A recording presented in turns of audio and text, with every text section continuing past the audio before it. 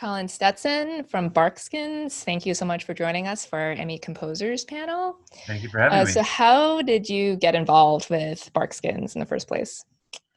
I met with the showrunner Elwood Reed in LA. I think it was last year, and immediately I had known a few bits and pieces of how we had our paths had intersected over the years, and we had not known about each other. But when we met, it was just this, you know, immediate camaraderie, immediate good vibes. I adore that man, and it turned out he was a bouncer in the '90s in a club in Ann Arbor, Michigan, where I grew up and went to school. And this club I played at probably 4 times a week, so we no doubt had crossed paths many times. And then so yeah, we talked about the show. I loved his vision for it, which was very, very unconventional as far as pieces of its ilk that I've known of, and we bonded over a mutual love of black metal, and I just, I was in from the first hour.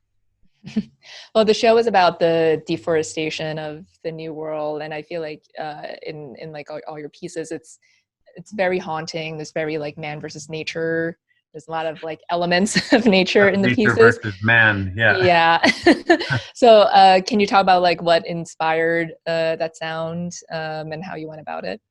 It was very much that. It was getting back utterly to basics. The first meeting I had with Elwood and the director David Slade, David turned to me and I didn't know exactly what the direction was, and so I was assuming that there would still be some element of convention to the approach, and he dispelled all of that.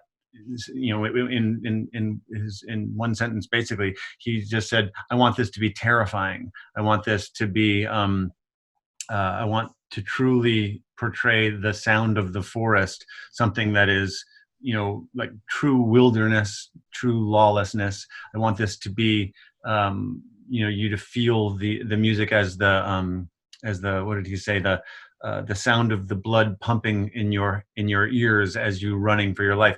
And so that's my wheelhouse. I was immediately like, okay, great. I know where to start. But truly the spark of it all was the sound of the forest, and it is remarkably, it's poetic and mysterious, but it is also remarkably vague as a indicator of music and how where we're going to go from there. And so I thought about that for that the first few days, is how am I going to just am I trying to define this literally or more metaphorically? Where am I basing my approach? And I decided on both. And so the sound of the forest ended up being a combination of one that was more of a figurative representation of my experience in spending quite a lot of time in open and wild spaces. Certain things that sound gets boiled down to is that you have an ever presence of air, of not of blowing wind, but just of the airiness, just like this ambient texture, wind, air blowing through leaves, rustling through the trees. And then you also have this ever present creaking of the very gradual sway of tall trunks and limbs. And so I took both of those things in mind and then merged the combination of my own voice singing undulaously, creating melodies. So most of the cues are based on a bed of melodic, low bass vocal that is mic'd to be very, very airy and grab a whole lot of that atmospheric, and then a team of a section of contrabasses that are all then playing along with my sung notes in unison and creating this unison undulation in melody, and then mixed very, very hairy, very string heavy, and creaky, groany. So you get that real feeling of a visceral crunch and sway at the base of everything. And so that's where it started, and I just built off of that for the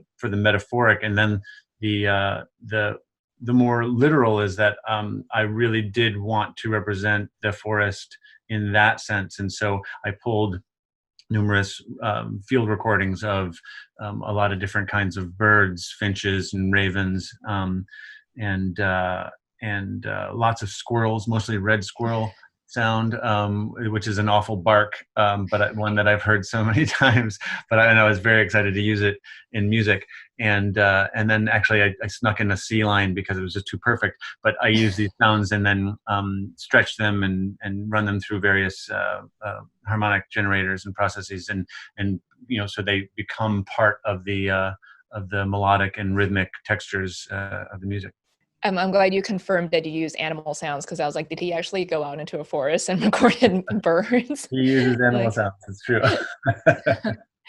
Well, you're submitting the first episode, and at the end there's this like very long sequence where they're walking through the forest, and there's a lot of like reveals in certain moments. Like there's one where they shoot a gun and then like these birds fly away and there's a body like on the tree, and you're building a lot of dread up to that. So how do you compose to build to a climax for like a big reveal like that?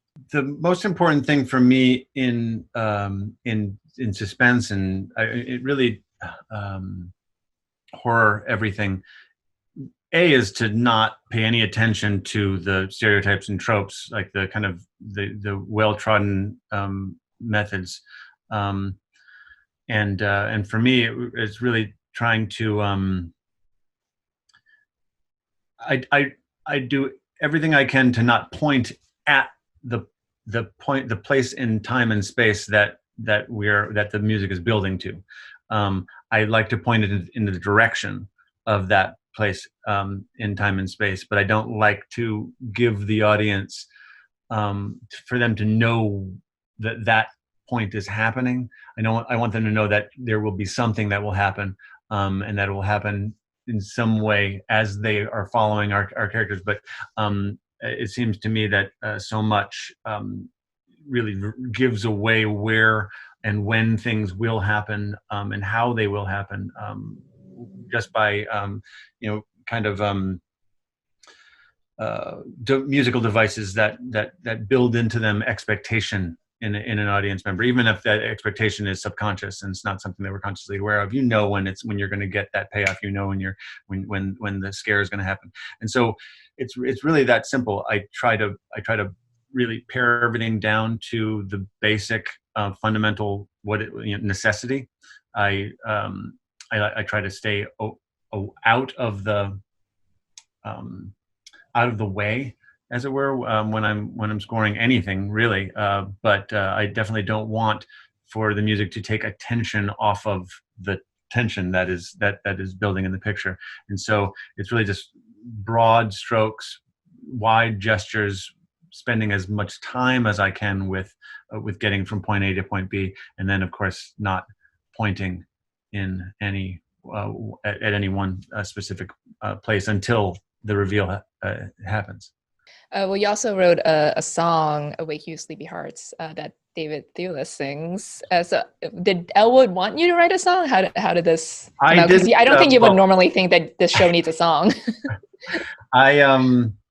I would love to take credit for the song. I can't. The song itself, the words, are a translation based on an old French folk song.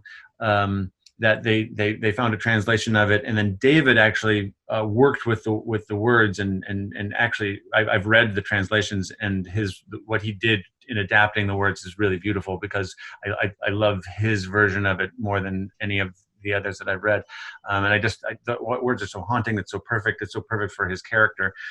So that's the end of episode 2, the first episode that I actually started to track to, and so when I saw that David had performed that song on camera in the woods, and so I just got this a cappella, his character of a Chapanier out in the woods there, singing this just so haunting, so perfectly nuts, drunk on purpose. And to me, it was a perfect, not only a perfect introduction to his character, but also a perfect introduction to this, quote unquote, sound of the forest.